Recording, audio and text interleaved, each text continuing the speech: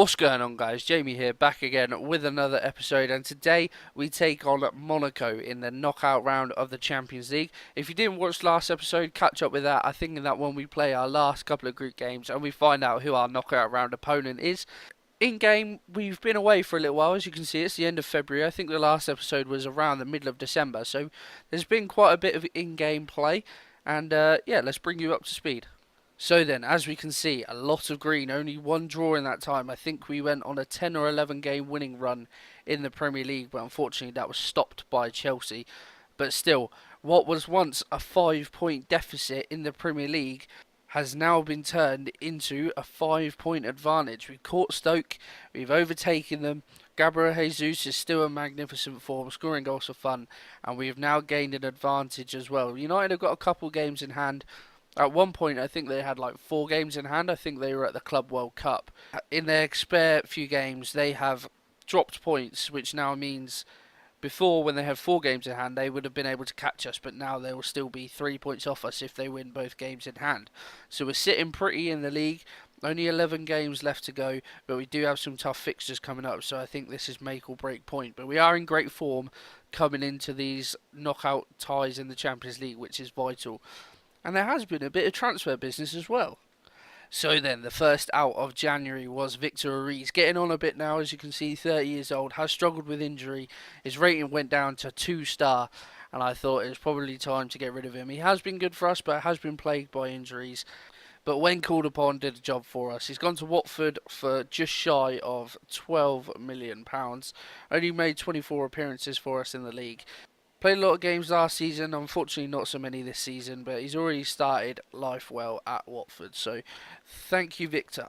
Now, perhaps not a surprise to some, but definitely a surprise to me, Ederson has gone, and he has gone to Premier League rivals Liverpool. Donnarumma has been ever present in goal for us, which meant Ederson was unhappy. And rather than just saying, oh, well, I'll play you in a few games coming up, that's not a problem, he threw his toys out the pram and said no, he wanted to leave. So I transfer listed him, offered him out, and Liverpool came straight in for him. They paid us 25 million for him, but that wasn't all we got for him. So, with a goalkeeper going out, that meant we needed to bring one in, and we included Karius as part of the Ederson deal. They were bringing in another keeper. I think they've still got Mignolet. So that left me a keeper short, and I decided to include Karius in the deal. And he's come back. He's come back to the club he was once at before. If you have a look, a long time ago as a youngster, he was at Man City before he made his name at Mainz. He is only going to be a backup keeper. As you can see, he's on a rotation basis. But yeah, he has already actually played a few games for us. Donnarumma actually broke his hand, so Karius got involved straight away, and he's done alright for me so far. But yes, a goalkeeper exchange with Liverpool. And that wasn't the only player we bought in for Liverpool. We have Raphael Toloi, who I bought in from Liverpool for a sum of about £30 million. He's only a backup defender. I think he's a slight upgrade on Victor Ruiz. But because he played for Liverpool, that meant we had to pay a bit up and beyond what we would like to. Raphael Toloi is actually someone I looked at bringing in at the start of the save, but he went to Liverpool instead, but now he has joined me. So, don't expect to see much of him. He has played a few games for us already so far because of injury, but he's not someone I expect to see too much of, but a decent backup nonetheless. As you can see then, as I was saying, Donnarumma broke his hand, but he is just about fit. He's not fit enough to start, so he will be on the bench today, which means Karius will be in goal. And our injury crisis is easing. As you can see, our 2 left wing-backs, Telles and Mendy, are only a few days away. Gundogan redid his cruciates, as we know. He's still got a couple of months to go. So, all in all, it's looking a lot healthier. So anyway, this is going to be the team for the first tie, the first leg of this knockout round. We have Karius in goal, a familiar back 3 of John Stones, Vincent Kompany and Nicolas Otamendi. Kyle Walker is going to be playing right wing back, whereas Danilo is going to be playing left wing back. I have dropped Sarmiento back down to the under 23s.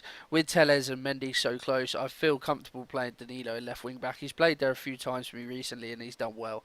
In the middle then, Fernandinho is going to be in that deep line playmaker role with De Bruyne as a Mazzala. This combination has worked well throughout the season and has been instrumental in our run that has seen us go top of the Premier League. Ousmane Dembele, back from injury, is going to be on that right hand side. He's continued where he left off before he got injured, which is really pleasing. Leroy Sané, again, someone who's been in fine form, is going to be on the left for us. And Gabriel Jesus is going to be up front for us, displacing Aguero at the moment, as you can see, having a lovely season. 23 goals in 24 games in the Premier League. He's scored 31 goals in 32 games overall this season. He has been magnificent. So then, we head to Monaco in this first tie. Let's find out how we get on.